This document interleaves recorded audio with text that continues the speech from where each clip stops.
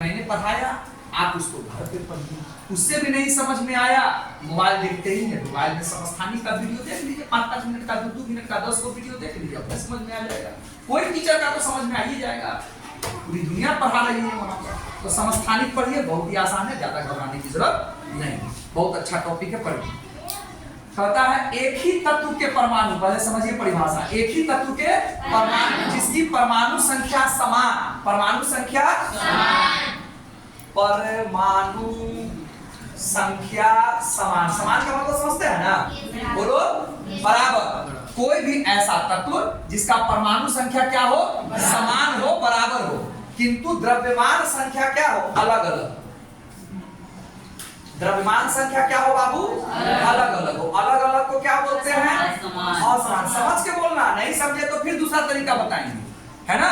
परमाणु संख्या कैसा होना चाहिए, और द्रव्यमान संख्या, परमाणु संख्या तो जानते हो, हर तत्व का पहचान है परमाणु संख्या।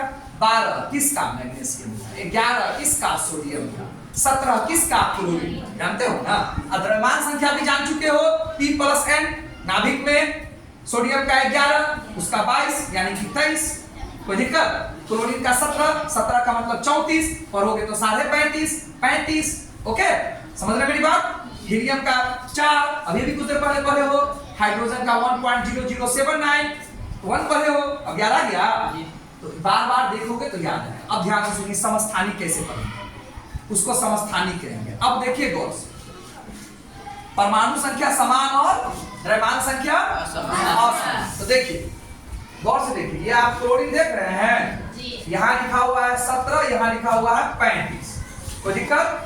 और यहाँ लिखा हुआ है क्लोरीन 17 और 37। मैं कल भी समझाया था, आज भी समझाता हूँ। देखो बेटा, क्लोरीन 17-37 लिखा हुआ है, आप यही रट्टा मारे होगे।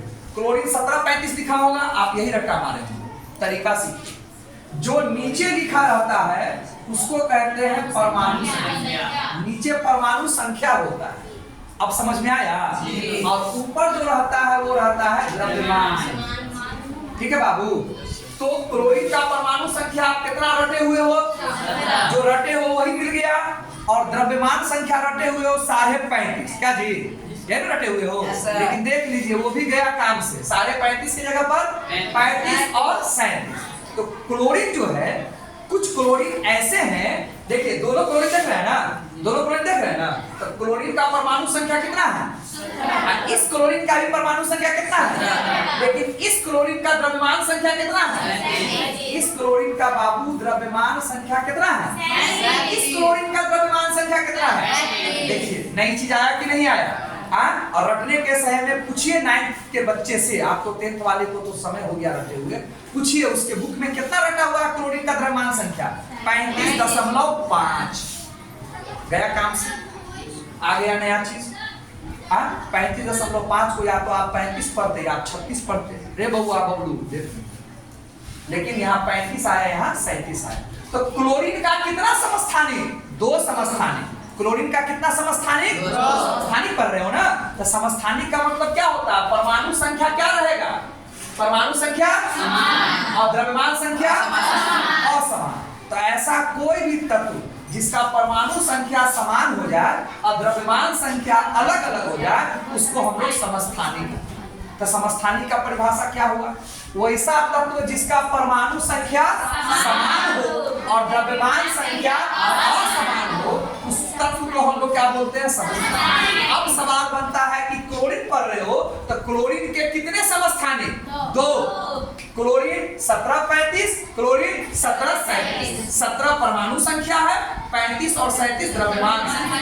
तो बताइए ना, दोनों क्लोरीन है, परमाणु संख्या एक जैसा, द्रव्यमान संख्या अलग, इसको समस्थानिक कहेंगे।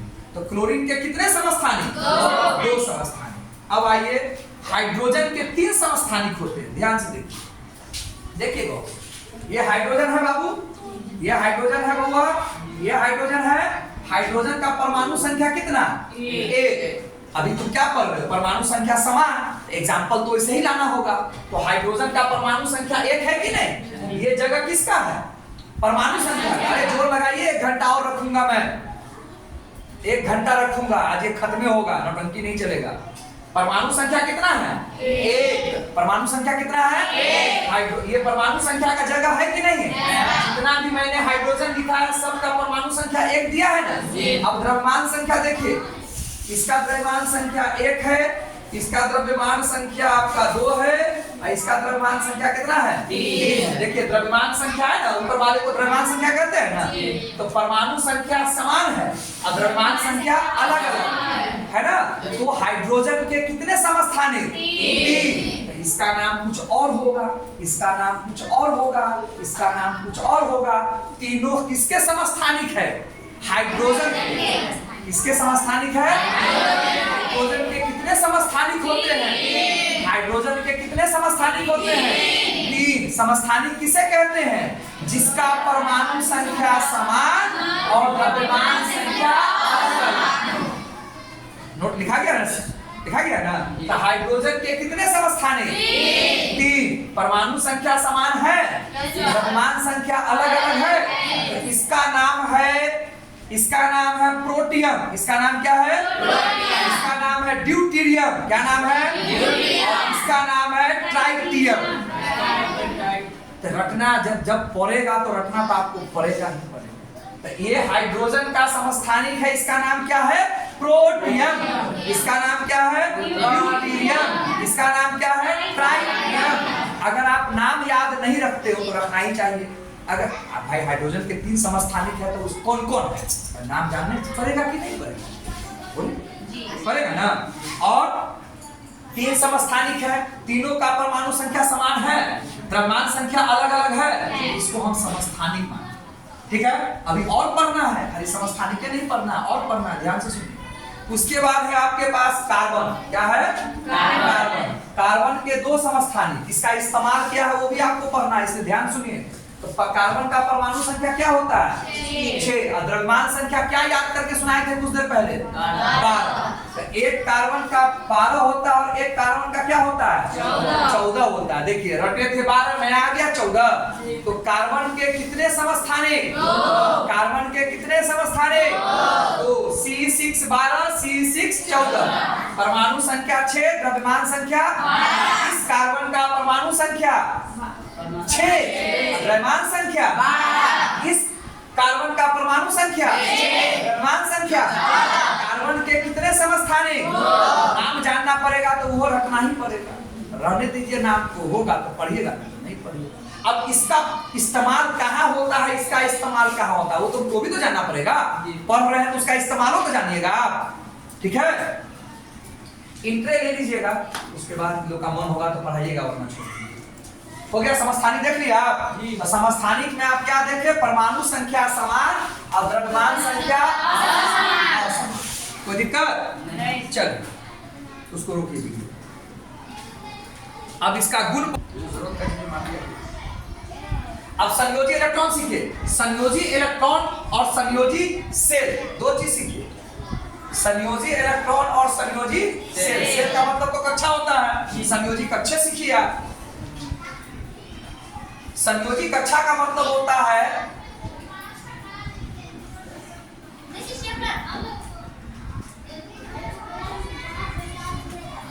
दिखाई दे रहा आपको क्या लिखा हुआ? अंतिम कक्षा को संयोजी कक्षा कहते हैं। बताइए इलेक्ट्रॉनिक विन्यास निकालने गए तो क्या को कक्षा की जरूरत पड़ी? तो तीसरा कक्षा को संयोजी कक्षा कहते हैं। पहला को संयोजी कक्षा नहीं कहेंगे, दूसरा को संयोजी कक्षा नहीं कहेंगे, तीसरा को संयोजी कक्षा कहेंगे। क्लियर हो रहा बात? नई चीज है। बताइए क्या को कक्षा की जरूरत पड़ी है आपको? बताइए 2 की ना। तो संयोजी कक्ष कौन होगा? ये दूसरा वाला के एल वाला होगा। यहाँ संयोजी कक्ष सीख लिए। संयोजी कक्ष का मतलब अंतिम कक्ष। तो कार्बन का जब इलेक्ट्रॉनिक विन्यास करने गए, इलेक्ट्रॉन को सजाने गए कक्षा में, तो हमें कितने कक्ष की जरूरत पड़ी? 2 की, एक के और एक एल। एगो पहला एगो दूसरा। अंतिम कक्ष को संयोजी कक्ष कहते हैं। क्लियर हो गया? तो इसमें अंतिम कक्ष कौन है? दूसरा या एल। और इसमें संयोजी कक्ष कौन है? तीसरा या के हुआ। Concept clear? संयोजी कक्ष का कहानी खत्म। अब संयोजी इलेक्ट्रॉन, अंतिम कक्ष में जो इलेक्ट्रॉन है वो संयोजी इलेक्ट्रॉन है। अंतिम कक्ष में कै गो इलेक्ट्रॉन है? तो 7 गो जो इलेक्ट्रॉन है वो क्या हो जाएगा? संयोजी इलेक्ट्रॉन। और इसका अंतिम कक्ष में कै गो इलेक्ट्रॉन है? इसीलिए इसका कहलाएगा 4 इलेक्ट्रॉन संयोजी इलेक्ट्रॉन। संयोजी का मतलब अंतिम वाला, तो संयोजी कक्ष का मतलब अंतिम कक्ष और संयोजी इलेक्ट्रॉन का मतलब अंतिम कक्ष में कै गो इलेक्ट्रॉन है वो। ठीक है ना? और संयोजी पर पहुंच गए हो तो हमको लगता है आपका संयोजकता पर भी पढ़ा देना चाहिए। ठीक, संयोजकता भी आपका छूट गया हुआ है जो रखने के लिए कहे। खैर आप समस्थानिक हमसे पढ़ चुके। ठीक है, दूसरा पॉइंट रुका हो, बंद करो। 7 और 2 8 7, इसीलिए इलेक्ट्रॉनिक गुण क्या हुआ? रासायनिक गुण क्या हो जाएगा? समान हो जाएगा, है ना? इलेक्ट्रॉनिक विन्यास समान, इसीलिए रासायनिक गुण समान। इलेक्ट्रॉनिक विन्यास आया कहां से था? परमाणु संख्या से इलेक्ट्रॉन की संख्या निकाल, और न्यूट्रॉन की संख्या अलग अलग, मतलब भौतिक गुण किसका? समस्थानिक। ठीक, एक बार और आएंगे। कार्बन का इलेक्ट्रॉनिक विन्यास एक जैसा है, इसीलिए रासायनिक गुण क्या होगा?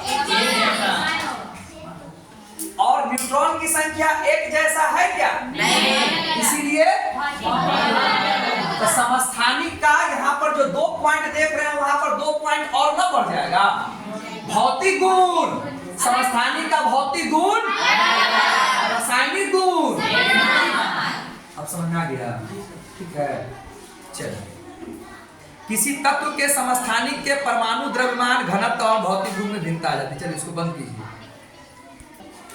अब समस्थानिक का इस्तेमाल कहाँ ध्यान से सुनिए। पहला है यूरेनियम के एक समस्थानिक। यूरेनियम समझते हैं? बम, जो बड़ा बड़ा जो बम बनता है, परमाणु बम, उसमें जो सब लगता है उसको किससे मिलकर बनता है? यूरेनियम से।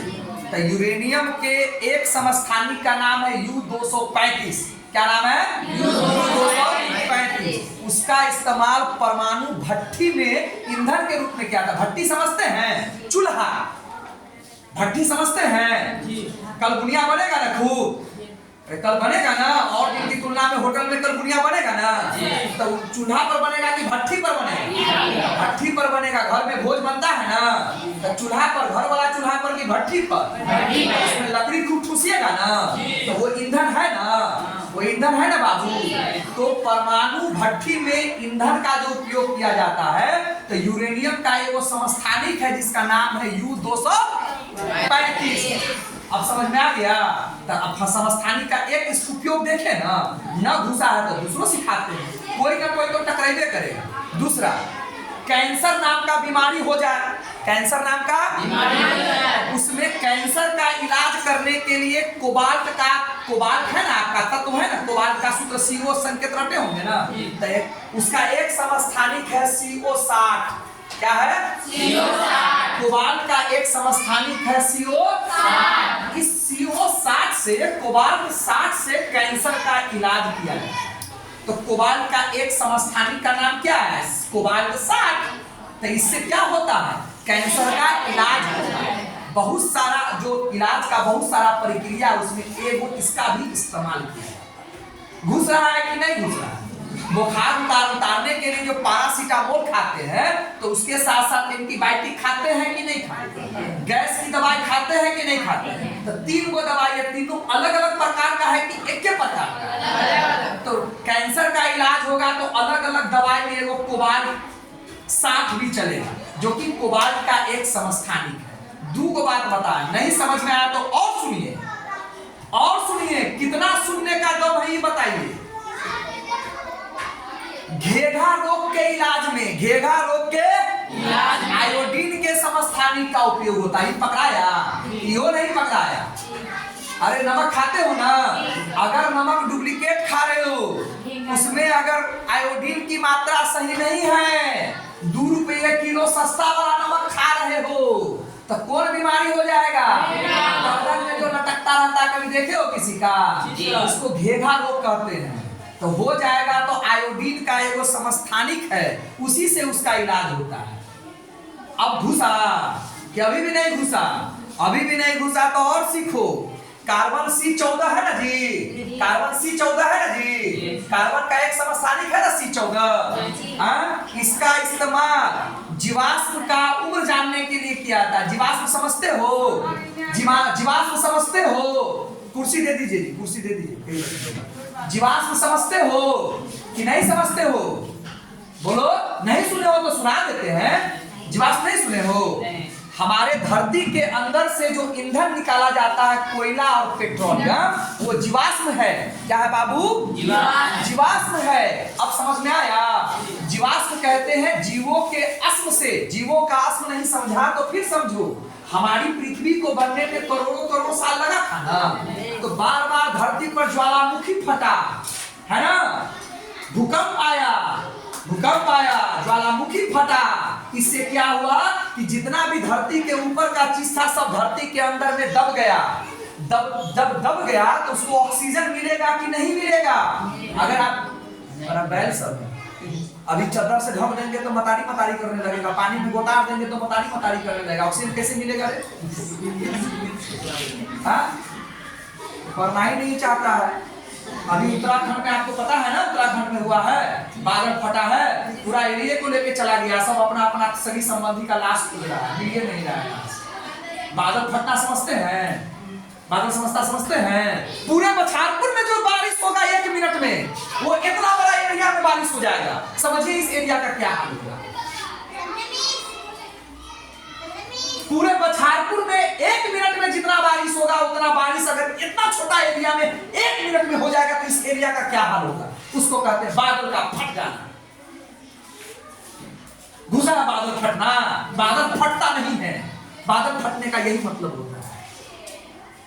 बे टॉपिक जाएंगे तो सवेरे से कंप्लीट नहीं होगा। अभी उत्तराखंड में फटा है, पूरा का पूरा लाशें गायब है, पूरा का पूरा मोहल्ले गायब है, गाँव गायब है। खोज रहा है लोग अपने अपने आदमी के लाश को, लाश नहीं मिल रहा है। इतना कीचड़ है कि साला घुसेगा कौन उसका लाश निकालेगा। पूरी टीम लगी हुई है। तो कौन दुनिया में जी रहे हैं, कौन ग्रह में जी रहे हैं, यही तो कहता है कौन ग्रह में जी रहे हैं। अपने घर में रहते हो वो में ठीक ठाक रहते हो कि नहीं रहते हो? इसी माइक लगा करके नहीं बोल पाएगा जितना ये मुंह से आवाज निकलता है, ठीक है। मुत देगा बड़ा बड़ा लोग सब हमारे सामने में, लेकिन छोरा छोरी को चमकने वाला जगह चाहिए। तो हमारे पास तो चमकने वाला मिलने वाला है नहीं। बैठा देंगे रात तक लेकिन पढ़ेबे करेंगे। 5 मिनट का छुट्टियों देंगे तो बस तरीके वाला छुट्टी देंगे, बेतरीका वाला तो देंगे नहीं। आप समझे? आप कल्पना करो कि एक नदी का कल्पना करो, गंगा नदी का कल्पना करो, उसमें पानी का धार बह रहा है, उस धार को साले को रोक करके यहाँ पर बना देंगे तो पानी का स्पीड कितना हो जाएगा? वो पानी छटपटाएगा कि नहीं छटपटाएगा जाने के लिए? सारा तोड़ ताड़ करके सबको निकल जाएगा। तो पूरे बछारपुर का बारिश, पूरे पुपरी एरिया का बारिश अगर कहीं इस जगह पर हो जाए तो 1 मिनट में हम लोग की कहानी खत्म हो जाएगी। 1 मिनट में हम लोग बचेंगे नहीं, पते नहीं चलेगा भागिएगा कहाँ। पूरी बारिश यहीं पर हो जाए, उसको कहते हैं बादल का फटना। बादल फट के कहाँ चला गया? दोबारा सब पैदा हो गया। कॉन्सेप्ट क्लियर हुआ? कुछ नहीं जानते हैं आप। जितना जानने की कोशिश कीजिएगा उतना लगेगा कि हम कुछ नहीं जानते। यही तो पढ़ाई है। हम लोग इतना जानते हैं कि हमारा जीवन कट जाए। हम लोग इतने जानते हैं जिससे हमारा जीवन कट जाए। आप फिजिक्स के ज्ञाता हो जाइएगा, केमिस्ट्री के भी हो जाइएगा, आप केमिस्ट्री के ज्ञाता हो जाइएगा, आप मैथों का हो जाइएगा, आप क्रिकेटर के मास्टर ब्लास्टर हो जाइएगा, आप बॉलिंग के भी हो जाइएगा, आप बैटिंग के हो जाइएगा, तो आप बॉलिंगों का हो जाइएगा। ये एगो देह है, तेज आएगा। एक को दिन हड्डी टूटेगा ना तो क्रिकेटर नहीं बनिएगा, घर में बैठल रहिएगा, वो दूसरा के कमाई से भर चलेगा। बलपेल की, उसको गांव के भाषा में कहते हैं बलपेल करना। बलपेल नहीं किया जाता, सीखने की इच्छा डालिए, गुरु सपोर्ट कर रहा है, आपके अंदर इच्छा होगी। अब आप कहिएगा राजीव सर इतना ही मूड में डेली पढ़ाते, कैसे पढ़ाएंगे? सब अपना अपना काम में लगा हुआ है, इसलिए फ्री होकर आपको पढ़ा रहे हैं, ठीक है। अभी एगो टीचर घटेगा, प्रेशर बढ़ना शुरू हो जाएगा दिमाग में, छोटा आप पढ़े में आगे। तो जीवात जब धरती, जब क्या हुआ कि लाखों करोड़ों साल हमारी पृथ्वी जब फॉर्मेट हो रहा था, बन रहा था, उस समय क्या हो रहा था कि सब कुछ ज्वालामुखी फट रहा था, है भूकंप आ रहा था, सब अंदर दब गया, सब अंदर दब गया। तो अंदर दबिएगा तो आपको ऑक्सीजन मिलेगा? एक को पकड़ करके सब ऊपर कूद जाएंगे तो दाब बढ़ेगा कि दाब नहीं बढ़ेगा? हाँ, और उसको सांस लेने का रहेगा मौका, माई के माई दादा के दादा तो अभी करने लगेगा, तो सब अंदर चला जाएगा। जब उसको दाब बढ़ेगा, ऑक्सीजन नहीं मिलेगा तो जिंदा रहेगा कि मर जाएगा? तो अब क्या बचा? अब तो सड़ेगा, गलेगा। उच्च ताप, उच्च दाब, वायु की उपस्थिति की अनुपस्थिति में वो सड़ के, गल के, वो जो जीव था, जीव में पेड़ पौधा, जानवर, इंसान सब धरती के अंदर दब गए। ऐसा कहा जाता है कि बड़े बड़े पेड़ पौधे, बड़े बड़े कोयला में बदल गए। किसमें बदल गए? छोटे छोटे कीड़े मकोड़े समुद्र के पेदी में बैठ गए, जो बन गए तेल, जिसका नाम है पेट्रोलियम। क्या नाम है? पेट्रोलियम। ठीक है, अब पेट्रोलियम को निकालते हैं तब बनता है पेट्रोल। वो पेट्रोल नहीं निकलता है जो गाड़ी में डायरेक्ट भराता है। आप पेट्रोल नहीं निकालते हैं, आप पेट्रोलियम निकालते हैं पाइप हला करके, जैसे कल हला कर करते हैं। ठीक है, वो भी इतना आसान नहीं है। करोड़ों करोड़ अरबों डॉलर घुस जाता है निकालने के लिए, तब ना तेल बेच बेच करके लोग कमा रहा है। अरब में क्या है? खजूर बेच के कमा रहा है। रूस क्या है? पेट्रोल बेच के कमा रहा है। अमेरिका अभी आपके देश को परेशान किए हुआ है। रे भारत, रूस से तेल खरीदवे तो साझे समझ ले, तोरा इतना हम टैक्स लगाऊ, इतना टैक्स लगाऊ कि तोरा मुता भरब हो। टनाटनी चल रहा है पता तोरे? नहीं, टनाटनी चल रहा है। हमारा देश ज्यादातर रूस से खरीदता है। हमारा सबसे पुराना विश्वासी देश रूस है ना। अमेरिका कभी उधर होता रहता है, और सबसे शक्तिशाली देश है, इसलिए आपके देश को पेर रहा है। अभी तो हमरा से खरीदिए, न खरीदवे तो समझ ले लगा देबू इतना टैक्स कि साले हमरे के यहाँ भेजबे सामान, 1 रुपया वाला सामान भेजबे इंडिया से तो 100 रुपया पड़तो, आ ई सामान हमारा देश में 90 में बिके तो तोहर कोई खरीदतो? बात समझ में आ गया ना? समझे मेरी बात? भारत से ये पेन 1 रुपया का पेन गया, इतना टैक्स अमेरिका लगाएगा कि कितना रुपया का बन जाएगा। और ये पेन और जगह से वहां बिकेगा 90 रुपया में, 80 रुपया में, तो कौन खरीदिएगा? 90 वाला, 80 वाला, 70 वाला, तो भारत वाला वहां बिकेगा। तो जब आपका सामान बिकेगा नहीं तो आपका देश आगे बढ़ेगा। ऐसा कर रहा है अमेरिका, टनाटनी चल रहा है। यो सिलेबस में हो पढ़ा दिया है? दुनिया जाना। ठीक है, आगे बढ़े हम लोग।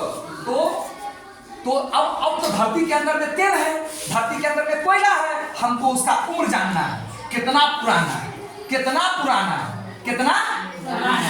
इसका उम्र जानने के लिए कार्बन 14 का प्रयोग किया जाता है। समझ में आ गया? तो कार्बन का एक समस्थानिक C14, जिसका इस्तेमाल क्या है? जीवाश्म का उम्र जानने के लिए। और जीवाश्म क्या है? जो धरती के अंदर में कोयला है, पेट्रोलियम है, उसका उम्र पता करने के लिए। उम्र पता करना जरूरी है जी। अभी आप नाबालिग है ना, है ना? एग्जाम्पल तो गलत है, लेकिन बताऊं, मर्डर कर दीजिएगा तभी आपको वो जेल नहीं होगी जो हम लोगों की। आप नाबालिग है ना, आपको वोट देने का अधिकार नहीं है, हमको है। तो नाबालिग का मतलब समझे, उम्र जानना क्यों जरूरी है, समझे? ये जरूरी है, ये जरूरी है। तो इस तरह से मैंने आपको समस्थानिक का उपयोग भी पढ़ा दिया। बंद कीजिए।